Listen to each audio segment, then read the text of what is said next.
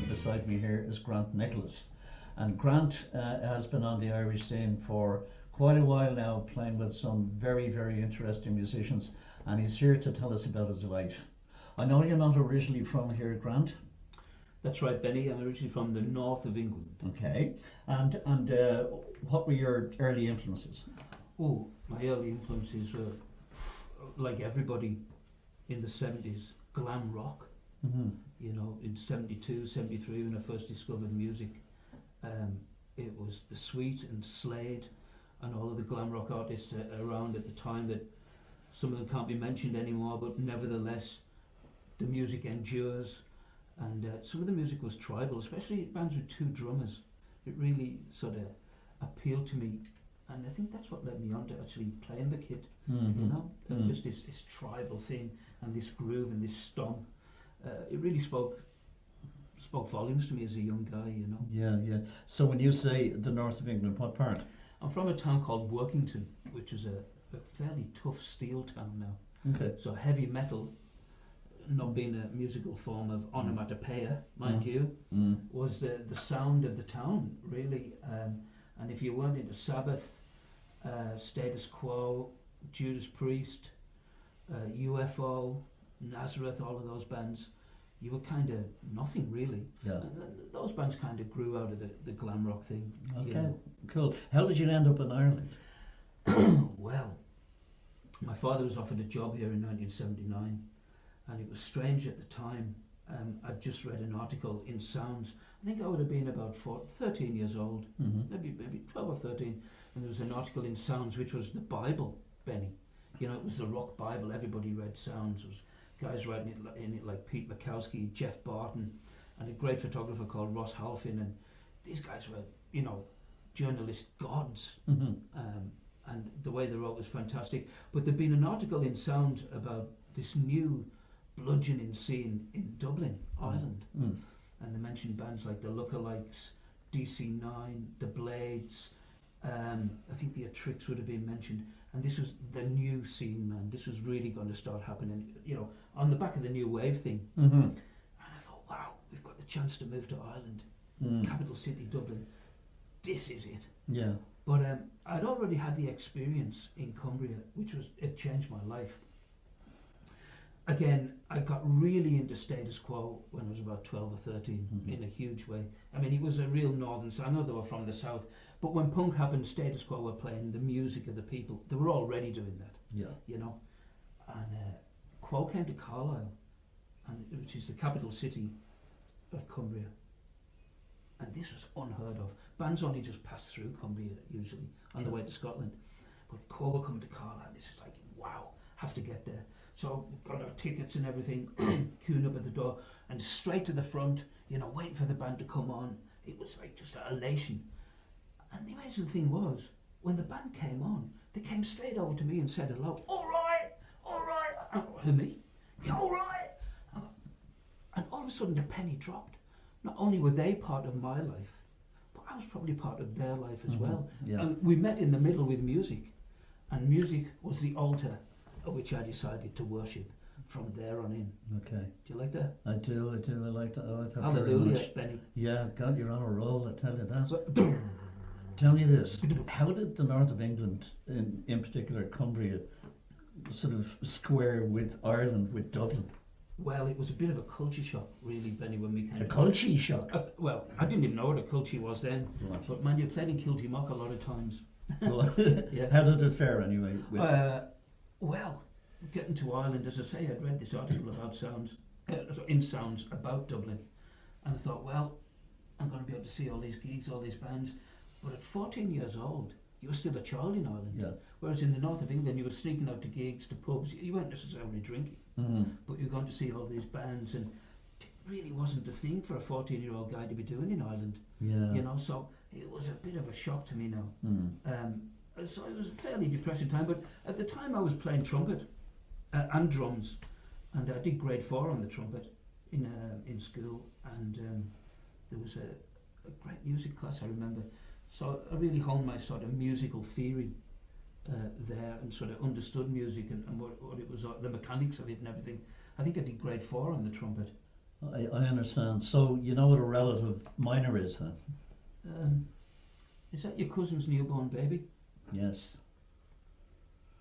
Anyway, okay. How did your musical journey begin Well, here in Ireland? well, being in school, Which direction did it take, Grant? it went straight up, Benny. Go on. I was in King's Hospital actually, and there was a couple of guys in the school, and the mother used to present that show, Youngline. Oh yes. Do you remember that? Yeah, I do. John Keogh was a producer actually. Ended up doing a few gigs with John with Full Circle, quite a lot of gigs actually. We were on Youngline. We had a band in school, so I mean, I really got to know them. It's like not what you know, but who you know. Yes. You know, that was a real education for me. Yeah. And a person I met in school at that time, a girl called Anne and her brother John, were involved with this guy Sean O'Connor, who was in the Lookalikes. I think John was roadieing for them, and I met Sean, and I knew this was my ticket really. How are you, Sean? How are you, Sean?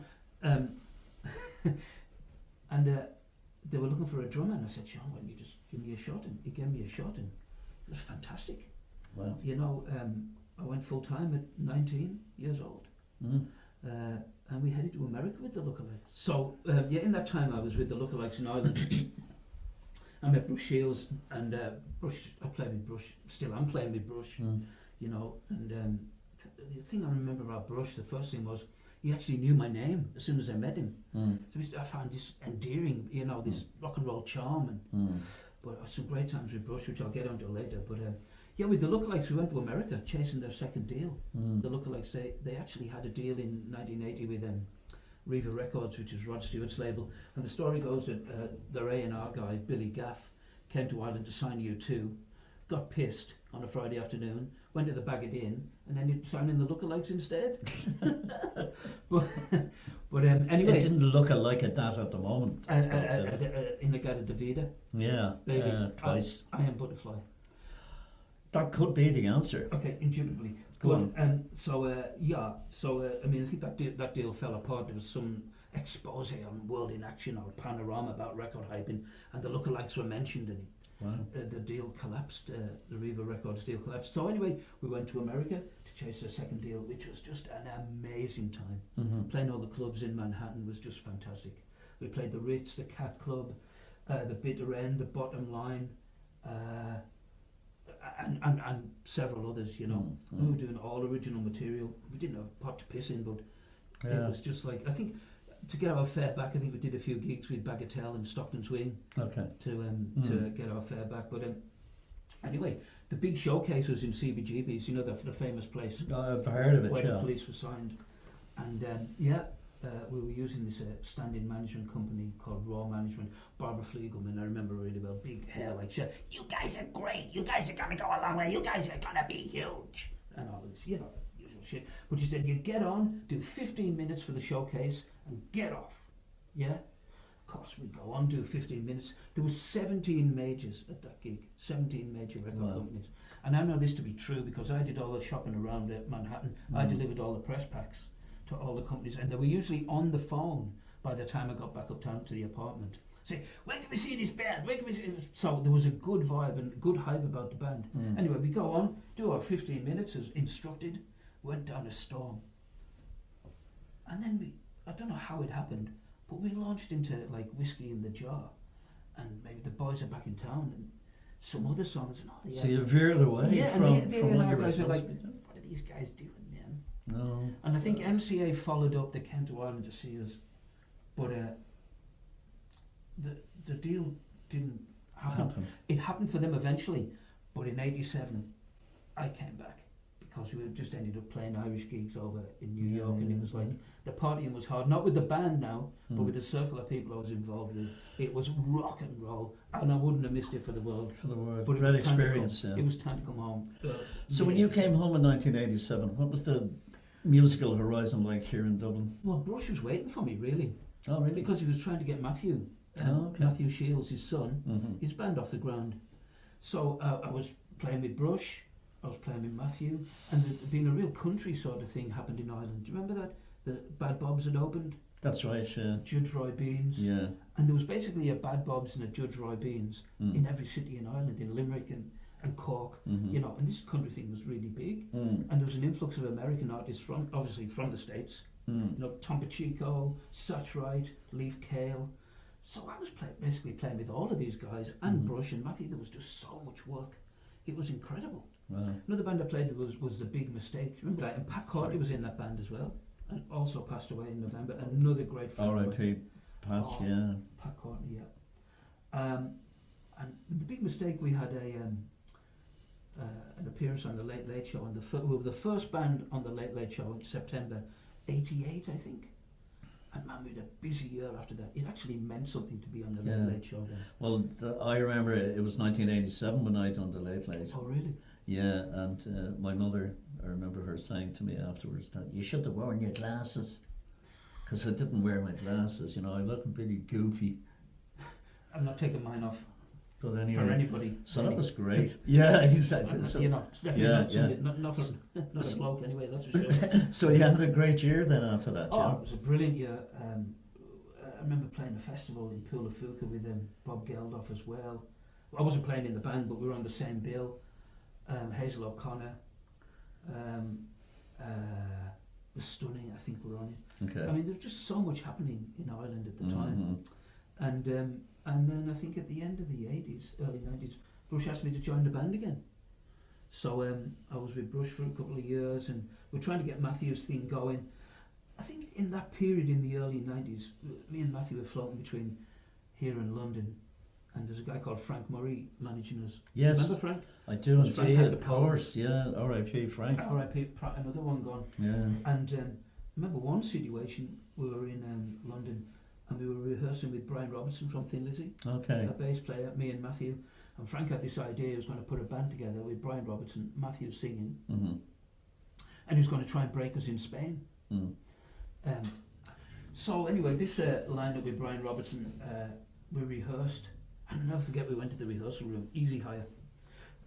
It's burnt down now, burnt down in strange, suspicious circumstances. Okay. But there was actually a bar in the rehearsal room, in the complex, you know. There should be. And I mean, we got to rehearsal, and some of the band, I won't mention any names, but I don't drink that much. Matthew doesn't drink, but Mm. we're buckled at midday. But we had a great day rehearsing. You know? Yeah, yeah. Anyway, me and my back at the ranch. Yeah. So yeah, and then I think what happened then was myself and Brush had a disagreement, and he sacked me. Brush has sacked everybody. Mm. You're nobody unless Brush has sacked you. And then I moved to London. It's a badge of honour. Yeah, well, Frank was in London, yeah, and he had another guy with him, John Sharp. He was his right-hand man, and did an Italian heavy metal band. They wanted to get off the ground, and they asked me to come over, and I'm there like a flash. Wow. So yeah, so this, just tell me about that. You joined a band in London, and they were fairly big. I mean, you toured and recorded. That's right. There's a band called the Godfathers. Mm. Like the Godfathers could take hours to tell you the stories. You know, Mm. it was the Godfathers was signed to Sony in 1987, and the band imploded. Basically, they were signed in New York, and I joined them when they were on the second record deal with EMI. Mm. And we recorded with Tony Platt. We did an album with Tony Platt as a producer, and if you look at the back of Back in Black and Highway to Hell, he was the engineer on those albums. Ah, So it was fairly heavy duty now. absolutely. What type of stuff would you? It was rock and roll. A lot of people say it's like Dr. Feelgood, but it had a more psychedelic edge. We had Okay. suits on it. It was all real, rock hard.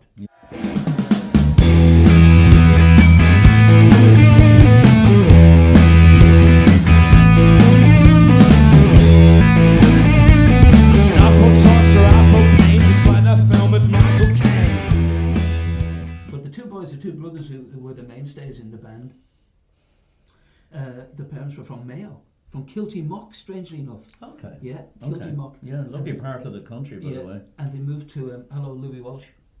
Hi, Louis. But they'd moved to London in the 40s, and the mother was working in the munition factory, and the dad was a builder. They'd been born in London. Was she fired? No. Ah, I'll do the jokes, Benny, right? Okay, sorry. Okay.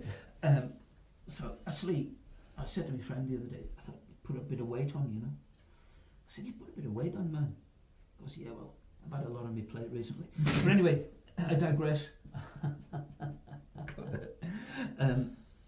Yeah, so the Godfathers. So yeah, we did the album, toured all over Europe, went to America again, and it was fantastic. But the two brothers, man, they'd argue black was white with each other, you know. Oh, okay. And it was just impossible to get on with. Loggerheads, was it? Yeah. Vibe.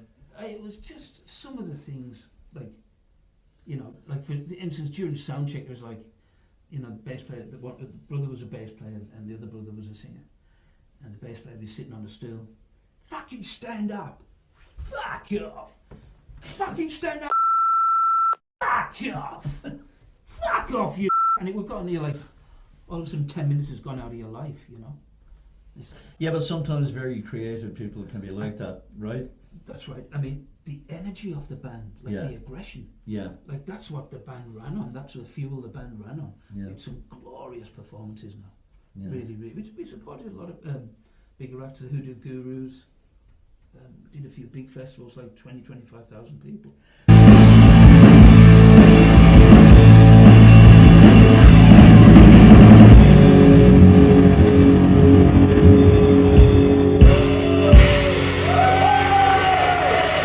You're supposed to be doing a gig with, what was the band, a very famous band that you had to pull out of? Oh, that was much later, because that was the Stranglers. The Stranglers, that's right, yeah. The Godfathers were meant to go on tour with the Stranglers. Now that's fast forward to 2014. Yeah. When I rejoined the Godfathers. Oh, okay. I've been in and out of so many bands. But my poor mum and dad were ill. I had to come back and look after them. Okay. And the boys were on tour with the Stranglers. But I think we got to tour with Stiff Little Fingers then in 2014 as well, which was fairly colossal, you know. Absolutely, yeah. So then you had to return back to Ireland, the Emerald Isle, another return back? Yeah, I came back after the Godfathers. I mean, the record company had folded and everything, and partying was hard in London, believe me. Yeah. Yeah, so Brush had said to me one party, said, put your gear in the van, come back to Ireland, right? Yeah. That's not a very good impression, Brent. It's not bad at all, Sorry actually. about that, man. But, so I was back on the road with Brush.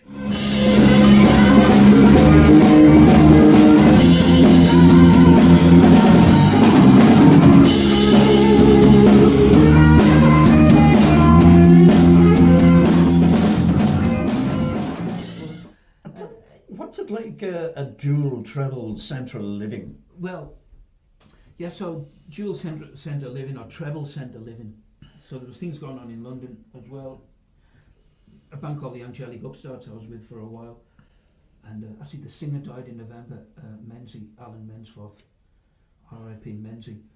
But they were a communist band, very political. But because they all had skinheads, all the Nazi guys used to turn up at the gigs and there'd be fights at the gigs. It was mental. It was mental.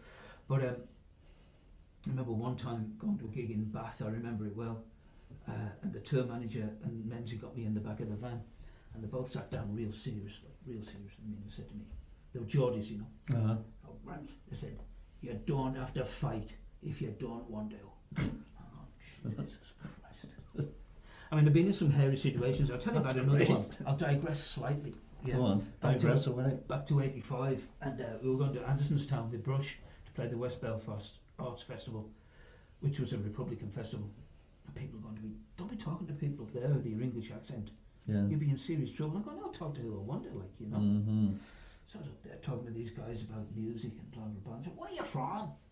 I said, I'm from England. Fucking England! I can't wait to get to England. I've no job, I've no money, I've nowhere to live. My brother's going to send me the fare. Which part of England are you from? And bang, the penny dropped. It was all about poverty up there. They didn't have anything. Yeah. That was the problem. Yeah. You know, and I realised then, you know, kind of what was sort of going on in the north, if you ever can. Yeah. You know. Yeah. But where was I that Penny? What year was I? You Let's were do the time well, travel thing. Where are we? You returned back to the Emerald Isle. The Emerald Isle. I was playing with Brush and, you know, back and forth to London. And then your dual treble centre I'll tell you where living. the treble thing came in. Okay. The summer seasons, I was going to Santa Ponsa in Mallorca to play over there for Cool. periods, which was just fantastic. With nobody in particular. Nobody Couple in of great mates of okay. mine. Steve Carey. Hello, Steve. Hi, Steve. All right, Steve. And it was for the lifestyle, really. Mm. You know, and it wasn't crazy rock and roll. It was you're on the beach every day. Yeah. You're eating good food. You know, you're going out after every gig. I done that myself in Tenerife Yeah. in 1997, I think it was, and it was just like that every day. It was sort of like Groundhog Day. Actually, I hated it. But anyway, I mean, you know, you went to bed at 6 in the morning. Yeah. You got up at 2.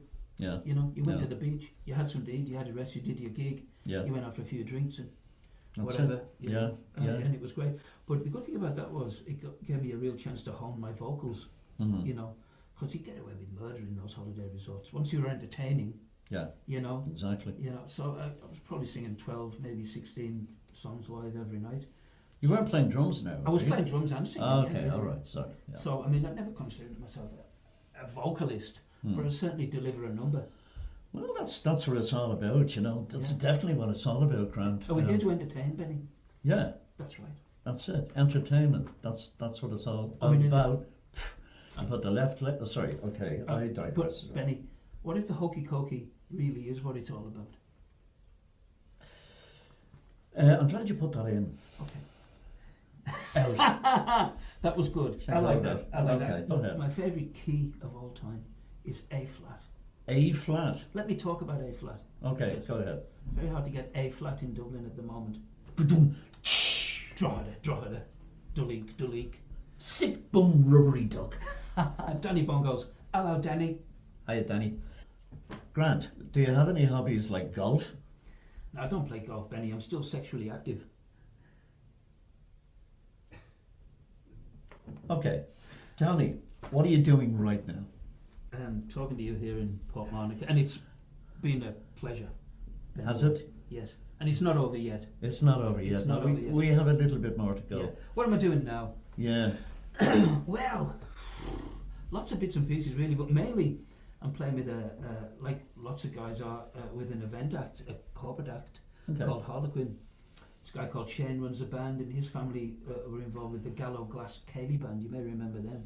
I've certainly heard of them. So yeah, they're famous. Yeah. He's got a great pedigree, and he's such a good entertainer. Mm. I'm doing that. I'm working with Richie Malone from Status Quo.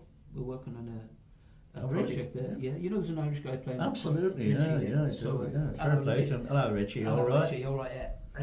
And what else am I up to? I'm working on a project with a guy called Sid Rainey and a guy called John Cleary, who's actually a comedian. John Cleary is a comedian. It's funny you should mention that. And he's playing guitar, great guitar player as well. But Sid Rainey was in a band called The Amazing Colossal Men.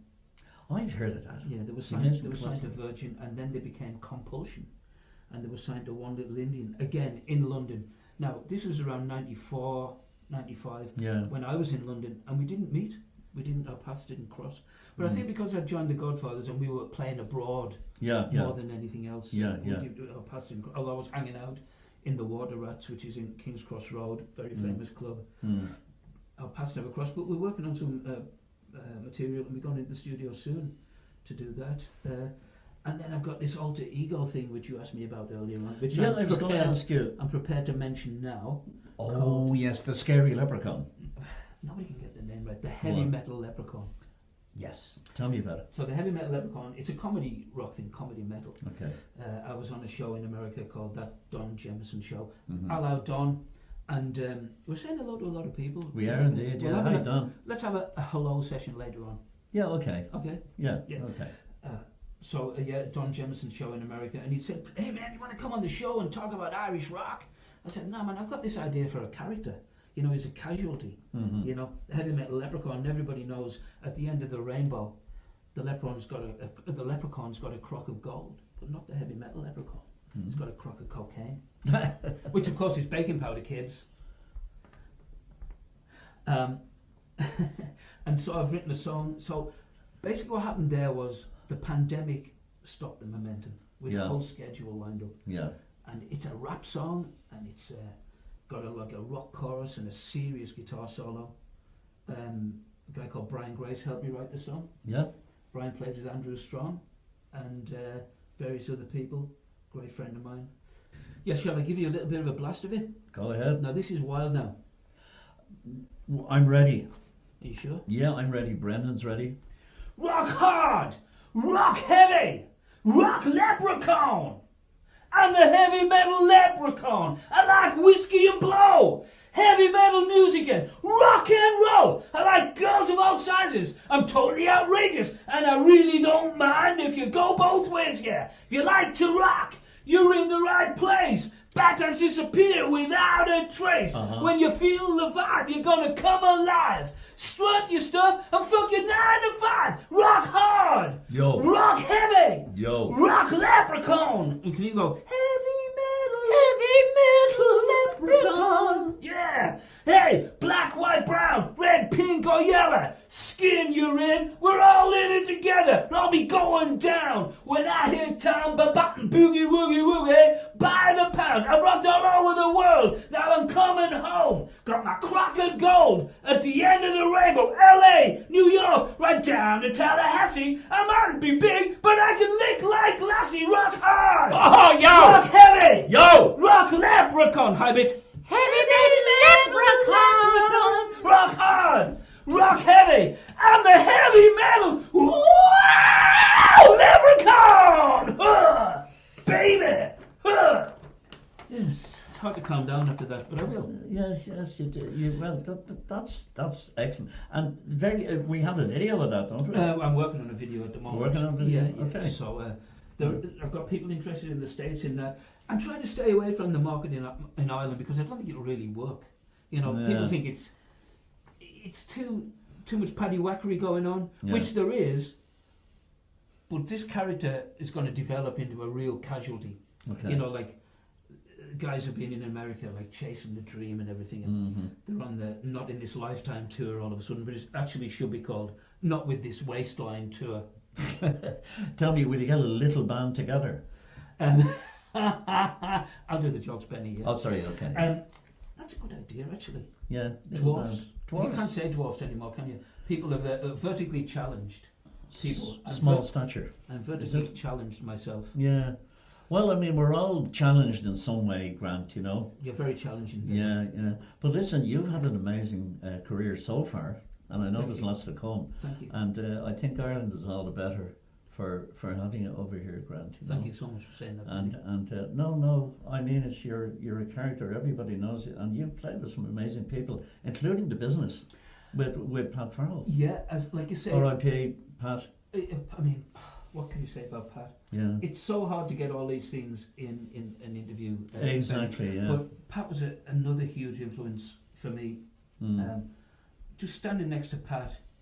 It's the same as standing next to Brush playing. Yeah. You just play better. Yeah.